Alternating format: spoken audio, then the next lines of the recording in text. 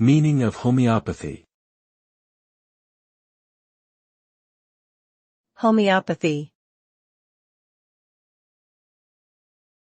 Homeopathy. Homeopathy. Homeopathy.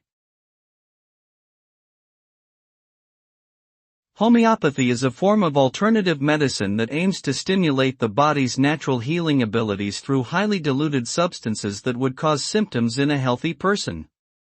Homeopathic remedies are created using a process called potentization, which involves the repeated dilution and succussion, vigorous shaking, of a substance in water or alcohol.